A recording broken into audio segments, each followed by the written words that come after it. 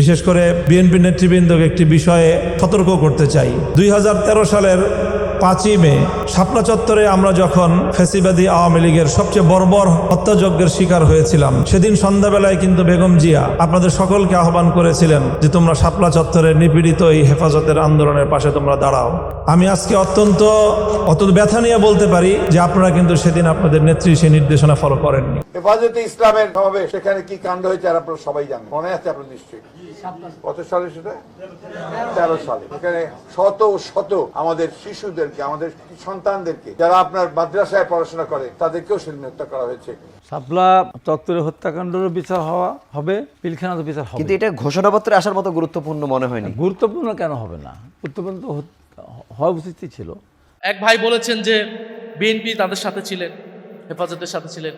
অবশ্যই সাথে ছিল বিএনপি, কিন্তু বিএনপির ভূমিকা আসলে কিরকম ছিল এইটা আসলে এই সময়ে এসে এটা বিশ্লেষণের দাবি রাখে।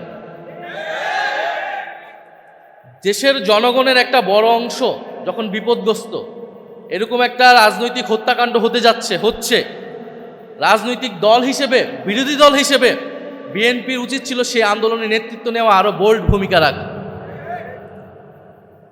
আমরা বিভিন্ন সময় দেখি মাদ্রাসার ছাত্রদের, আলেম ওলামাদেরকে রাজনৈতিকভাবে ব্যবহার করা হয়। এই যে মৃত্যুর মুখে, গুলির মুখে ঢাকা শহরে এনে মাদ্রাসার ছাত্রদেরকে ঠেলে দেওয়া হলো, এর দায় কি বাংলাদেশের সেই সময়ের সকল রাজনৈতিক দল নেবে না? অবশ্যই আমি মনে করি নেওয়া উচিত। অবশ্যই ফ্যাসিস্ট সরকার, তার যৌথ বাহিনী, তার পুলিশ বাহিনীর এটার দায়। কিন্তু আমাদের রাজনৈতিক দলগুলার যদি আরো রাজনৈতিক ভূমিকা থাকতো, সক্রিয় ভূমিকা থাকতো, তাহলে হয়তো এই ধরনের হত্যাকাণ্ড আমরা এড়াতে পারতাম। ফলে আমরা চাই না যে আমাদের আলেম ওলামা, আমাদের মাদ্রাসার ছাত্রদেরকে, তাদেরকে গুটি হিসেবে ব্যবহার করা হোক, ক্ষমতার হাতিয়ার হিসেবে কেউ ব্যবহার করুক, এবং তাদেরকে সমাজে অপরায়ণ করে রাখা হোক, সমাজে আদার করে রাখা হোক। তারা এই সমাজেরই অংশ, তাদেরও নাগরিক অধিকার আছে, তাদেরও দাবি দেওয়া থাকলে তারা সেটা প্রকাশ করবে, সরকার সেটা বিবেচনা করবে, সরকার তাদের সাথে ডায়ালগ করবে যে সেই দাবি কতটুকু তারা মানবে, কতটুকু মানবে না। আমাদের মাদ্রাসার ছাত্র, আলেম ওলামা, তাদেরকে যে ভিন্নভাবে জঙ্গি হিসেবে চিত্রিত করা, এই প্রবণতা থেকে আমাদের সমাজ, আমাদের রাষ্ট্র, আমাদের শিক্ষিত সমাজ, রাজনৈতিক দল, আমাদের সবাইকেই বের হতে হবে। এবং আমি সংসদের শেষ বক্তব্য বলেছি, এই দেশের জঙ্গিবাদের উপাদান থাকতে পারে, জঙ্গি প্রবণতা যদি থাকে সেটাকে সঠিকভাবে চিহ্নিত করে সেটাকে আইনের ভিত্তিতে সমাধান করা উচিত। কিন্তু ঢালাওভাবে মাদ্রাসার ছাত্রদেরকে জঙ্গি হিসেবে চিত্রিত করা, দাড়ি টুপি থাকলে বিশ্ববিদ্যালয়ের ছাত্রদেরকে হলে শিবির বলে নির্যাতন করা, এইটা কিন্তু আমরা কোনোভাবেই আর অ্যালাউ করব না। এবং এই রাজনীতি শেখ হাসিনা সরকার করেছিল, এই রাজনীতি যাতে এই সরকার না করে, আমরা সরকারের প্রতি সেই আহ্বান জানাচ্ছি। আজকের এই অনুষ্ঠানের জন্য, প্রোগ্রামের জন্য আমি ধন্যবাদ জানাই। এবং আমাদের আজকের এখান থেকে বক্তব্যটা খুবই সুস্পষ্ট যে এখানে একটা মানবতা বিরোধী অপরাধ হয়েছিল 2013 সালে, এবং আমরা এখনো দেখি বিভিন্নভাবে ইনিবিনে বলার চেষ্টা করা হয় বিভিন্ন জায়গা থেকে যে আসলে মানবতা বিরোধী হত্যাকাণ্ড হয়নি, তেমন কেউ আসলে মারা যায়নি। এবং সরকারের উচিত একটা সুস্পষ্ট একটা তদন্ত রিপোর্ট প্রকাশ করা যে আসলে কতজন হত্যাকাণ্ডের শিকার হয়েছিল, সেই পরিবারগুলোর এখন কি অবস্থা, তাদেরকে রাষ্ট্রীয় স্বীকৃতি দেওয়া, এবং ভবিষ্যতের জন্য আমাদের নতুন প্রজন্মকে সচেতন করতে হবে আমাদেরকে, যাতে এই ধরনের হত্যাকাণ্ড, এই ধরনের যে সমাজে বিভাজন হয়ে যাওয়া, সেটা যাতে আর না হয়। এবং আমাদের যে ধর্মপ্রাণ মুসলমান, আমাদের আলেম ওলামা, তাদেরকে স্বীকৃতি দিতে হবে। তাদের এই দেশের রাজনীতি, এই দেশের ইতিহাসে তাদের ব্যাপক ভূমিকা আছে। সেই ব্রিটিশ বিরোধী আন্দোলন থেকে আমাদের মহান মুক্তিযুদ্ধে এবং 2024-এর গণ অভ্যুত্থানে আলেম ওলামা এবং মাদ্রাসার ছাত্রদের ব্যাপক ভূমিকা রয়েছে। এদেশের যত গণ আন্দোলন হয়েছে, জাতীয় আন্দোলন হয়েছে, মুক্তির লড়াই হয়েছে, এদেশের আলেম ওলামা এবং মাদ্রাসার ছাত্রদের ভূমিকা রয়েছে। সেই ভূমিকাকে আমাদের জাতীয় ইতিহাসে যথাযথভাবে মূল্যায়ন করতে হবে, স্বীকৃতি দিতে হবে। আমরা জাতীয় নাগরিক পার্টি সেই স্বীকৃতি দেই, সেই লড়াইকে, সেই তাদের ইতিহাসকে আমরা ধারণ করি, আমরা আমাদের দেশের জাতীয় ইতিহাসেরই অংশ মনে করি। এবং আমরা মনে করি যে আমাদের জাতীয় পর্যায়েও আলেম ওলামাদের কথা বলা উচিত, ভূমিকা রাখা উচিত, তাদের মেইন স্ট্রিমে আসা উচিত, বিভিন্ন বিষয় নিয়ে কথা বলা উচিত, দেশ নিয়ে রাষ্ট্র নিয়ে, সমাজ এবং নাগরিক অধিকার নিয়ে। এবং লেলিন ভাই বলেছেন যে বিচার বহির্ভূত হত্যাকাণ্ড, মানবতা বিরোধী হত্যাকাণ্ড, এটা সকল হত্যাকাণ্ডের বিরুদ্ধে আমাদেরকে এই অবস্থানটা জানাতে হবে, আমাদের কথা বলতে হবে। এবং আমরা অন্তর্বর্তী সরকারের সময় সেটা বলেছি, এবং এই সরকারের সময় আমরা বলছি যে সকল মানবতা বিরোধী বিচার বহির্ভূত হত্যাকাণ্ড যেটা হয়েছে, এবং বিগত সরকারের সময়ে, বিগত সরকার বলতে আওয়ামী ফ্যাসিস্ট সরকারের সময় যেই গণহত্যাগুলো হয়েছে, মানবতা বিরোধী হত্যাকাণ্ড হয়েছে, গুম হয়েছে, সব কিছুর বিচার করার দায়িত্ব বর্তমান সরকারের। আরেকটি বিষয় বন্ধুগণ, আমরা দেখছি যে আমাদের সীমান্তে আবারও হত্যাকাণ্ড হচ্ছে, এবং সীমান্তে আবারও নতুন করে কাঁটাতার দেওয়া হচ্ছে। তো সীমান্তে কাঁটাতার দিয়ে এবং সীমান্তে আমার দেশের জনগণকে হত্যা করে কেউ যদি বন্ধুত্বের কথা বলে, তার সাথে বন্ধুত্ব সম্ভব না। কাঁটাতার দিয়ে কারোর সাথে বন্ধুত্ব করা যায় না। এবং আমরা বিশ্বাস করি এই কাঁটাতার সেই দেশের জনগণই একদিন উপড়ে ফেলে বাংলাদেশের জনগণের সাথে বন্ধুত্ব করবে। এবং বাংলাদেশের সীমান্তকে রক্ষা করার দায়িত্ব এই সরকারের এবং এই দেশের জনগণের। যদি সরকার ব্যর্থ হয়, জনগণ সেই দায়িত্ব কিন্তু নিজ হাতে তুলে নেবে। এবং বাংলাদেশের সীমান্ত রক্ষা করার দায়িত্ব আমাদের। বাংলাদেশের আমাদের নদীর যে পানির ন্যায্য হিস্সা, সেটা আদায় করার দায়িত্ব আমাদের। সরকারের প্রতি আমাদের আহ্বান থাকবে, সরকার এই বিষয়গুলোতে দৃষ্টিপাত করবে। আমরা অন্য কোনো রাষ্ট্রের, সেটা যে কোনো রাষ্ট্র হোক, তার কোনো করদার্য হিসেবে বাংলাদেশকে দেখতে চাই না। বাংলাদেশের স্বাধীনতা, সার্বভৌমত্ব এবং জাতীয় মর্যাদা অক্ষুণ্ণ রাখবে, আমরা এরকম একটি দেশ প্রতিষ্ঠা করতে চাই। সেটার জন্যই জুলাই গণঅভ্যুত্থানে আমরা সকলেই অংশগ্রহণ করেছিলাম। ফলে আমরা স্পষ্টভাবেই এটা বলতে চাই যে বাংলাদেশের আমরা সীমান্তের ওপারে দেখছি নানা অস্থিরতা, সেখানকার মুসলমানদেরকে নির্যাতন করা হচ্ছে, দমনপীড়ন করা হচ্ছে। এবং বাংলাদেশেও এটা প্রোপাগান্ডা করার চেষ্টা করা হবে যে এই দেশের মুসলমানরা এই দেশের হিন্দুদেরকে নির্যাতন করছে। এই মিথ্যা প্রচার করে তারা সেইখানের মুসলমানদেরকে হত্যাকাণ্ড করার জায়েজ করবে।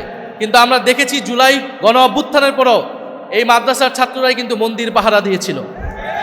এবং এই দেশের হিন্দুদেরকে যদি কোনো ধরনের সাম্প্রদায়িকতা করার কেউ চেষ্টা করে, স্যাবোটাইজ করার কেউ চেষ্টা করবে, আমরা আমাদের ভাইদেরকে রক্ষা করার জন্য প্রস্তুত আছি, ইনশাল্লাহ। আছি কি না? এদেশের মুসলমান, হিন্দু, বৌদ্ধ, খ্রিস্টান সবাইকে সবার নাগরিক অধিকার সুরক্ষায় আমরা কাজ করব, এবং এদেশের স্বাধীনতা, সার্বভৌমত্ব এবং ইসলাম রক্ষায় আমরা কাজ করব। ধন্যবাদ সবাইকে। এবং জাতীয় ওলামা অ্যালায়েন্সকে আবারও ধন্যবাদ জানাচ্ছি। জাতীয় ওলামা অ্যালায়েন্সের সম্মানিত আহ্বায়ক আশরাফ মাহাদি ভাই, সম্মানিত সদস্য সচিব সানাউল্লাহ ভাই, তাদেরকে ধন্যবাদ জানাচ্ছি। জাতীয় ওলামা অ্যালায়েন্স সারা দেশে কাজ করছে, তরুণ আলেমদেরকে সংগঠিত করছে, কাজ করছে।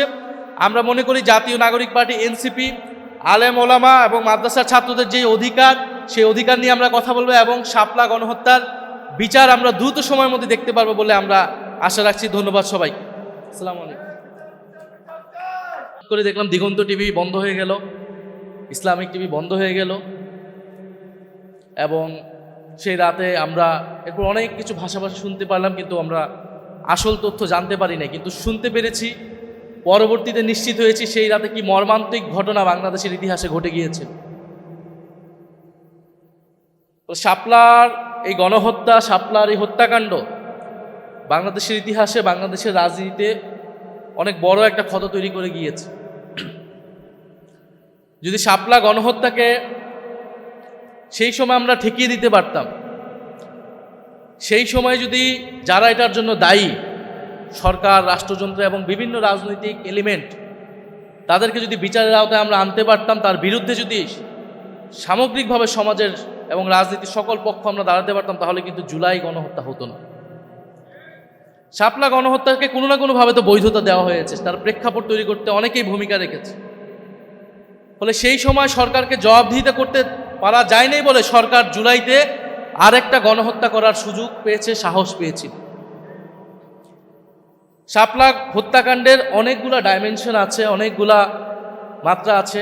তবে একটা কথা বলে রাখা ভালো, আজকে যে আমরা দাবি এখান থেকে উঠাচ্ছি যে এক যুগ চলে গিয়েছে বিচারহীনতার, আমরা আজকে এসে জুলাই পরবর্তী বাংলাদেশে এসে আমরা এটা বিচারের দাবি জানাচ্ছি।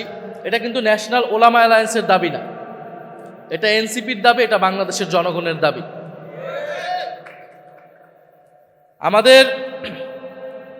আমরা জানি 13 সালের প্রেক্ষাপটটা, যে 2013 সালে যুদ্ধাপরাধীর বিচারের দাবিতে একটা আন্দোলন শুরু হলো এবং শেখ হাসিনা সরকারের রাষ্ট্রীয় পৃষ্ঠপোষকতায় সে আন্দোলনকে উস্কানি দেওয়া হলো বিরোধী দলকে, বিরোধী মতকে দমন পীড়নের জন্য। জামাত ইসলামী নেতাদেরকে সেই সময় হত্যাকাণ্ড করার একটা প্ল্যাটফর্ম হিসেবে একটা স্টেজ করা হলো শাহবাগের আন্দোলনকে, এবং সেই আন্দোলনে ইসলাম বিদ্বেষকে প্রশ্রয় দেওয়া হলো। খুব স্বাভাবিকভাবে এই দেশের ধর্মপ্রাণ মানুষ, ধর্মপ্রাণ মুসলমান, তার ইসলাম এবং রাসূল সাল্লাল্লাহু আলাইহি সাল্লামকে নিয়ে যখন কথা বলা হবে, কটূক্তি করা হবে, তারা তার বিরুদ্ধে দাঁড়াবেই। এবং আপনারা তথ্যচিত্র দেখবেন, হেফাজত সেই সময় অনেকবার বলেছে যে যুদ্ধাপরাধীর বিচার নিয়ে কিন্তু তাদের কোনো ইস্যু ছিল না।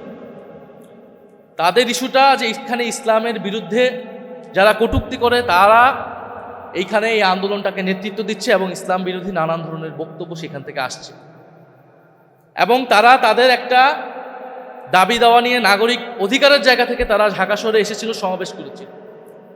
আপনি 13 দফার সমর্থন করতে পারেন, নাও করতে পারেন, কিন্তু সমাজের কোনো অংশ যদি তার মত প্রকাশের অধিকার, তার একটা দাবি দাওয়া পেশ করতে চায়, রাষ্ট্রে তার অধিকার আছে। আপনি 13 দফার সমর্থন করেন কিংবা করেন না, কিন্তু আপনি কখনোই তাদের ওপর হত্যাকাণ্ডকে, তাদের উপর দমনপীড়নকে আপনি সমর্থন করতে পারেন না একটা রাষ্ট্রে। নিরস্ত্র নিরপরাধ ঘুমন্ত মানুষের উপরে, প্রতিবাদকারীদের উপরে দমনপীড়ন চালানো, গুলি চালানো আন্তর্জাতিক আইন, যে কোনো আইন অনুযায়ী এটা মানবতা বিরোধী। এবং আমরা দেখেছি সেই মানবতা বিরোধী অপরাধের পরে, হত্যাকাণ্ডের পরেও সংসদে দাঁড়িয়ে শেখ হাসিনা কীরকম নির্লজ্জ মিথ্যাচার করেছিল, এবং সেই সময় পত্রিকাগুলো কী ধরনের রিপোর্ট করেছিল আমরা কেউ কিন্তু ভুলে যাইনি। সেই ডকুমেন্টস এখনো আছে। হেফাজতের তাণ্ডব বলে প্রচার করা হয়েছে, যারা ভিকটিম তাদেরকে অপরাধী হিসেবে প্রচার করা হয়েছিল, তাদেরকে সন্ত্রাসী হিসেবে প্রচার করা হয়েছিল। এবং এটাও আসলে 13 সালে হুট করে হয়েছে এরকম না। বাংলাদেশে ওয়ার অন টেরর প্রজেক্টের সময় থেকেই এই দেশের দাড়ি টুপি, মাদ্রাসা, আলেম ওলামাকেই এক ধরনের জঙ্গি হিসেবে চিত্রিত করার প্রবণতা আমাদের মিডিয়া সহ নানান জায়গায় আমরা দেখেছি। এবং দক্ষিণ এশিয়ায় এর সাথে আরও যুক্ত হয়েছে হিন্দুত্ববাদ। ফলে আমাদের স্বাভাবিকভাবেই সাধারণ মুসলমান অনেকেই দাড়ি রাখেন, অনেকেই রাখেন না, আমাদের আলেম ওলামা, মাদ্রাসা ছাত্র, তাদেরকে আদারাইজ করে ফেলা, তাদেরকে সমাজ থেকে বিচ্ছিন্ন করে ফেলা, যেন বা তারা সমাজের ভিতরে অন্য একটা সেগমেন্টের লোক, কিন্তু তারা তো আমাদের সমাজেরই অংশ, আমাদের ভাই বন্ধু, আমাদের আত্মীয় স্বজনরাই তো মাদ্রাসায় পড়ে। আমরা কেউ স্কুল কলেজে পড়েছি, আমার ভাই বোনেরা কেউ মাদ্রাসায় পড়েছে। ফলে এই যে তাদেরকে আলাদা করে দেওয়ার একটা রাজনীতি, সমাজকে বিভাজিত করে দেওয়া হয়েছে এই রাজনীতির মাধ্যমে, এটার একটা রূপ আমরা দেখেছি 13 সালে শাপলা এবং শাহবাগের মধ্য দিয়ে। এবং এর ফায়দা নেওয়ার চেষ্টা করেছে সেই সময়ের ফ্যাসিস্ট সরকার, শেখ হাসিনার সরকার। আমি আরেকটা কথা বলতে চাই যে আমার ব্যক্তিগত মত হচ্ছে রাজনৈতিক লড়াই এর দায়িত্ব আসলে রাজনৈতিক দলগুলোর। সেই সময় শাপলা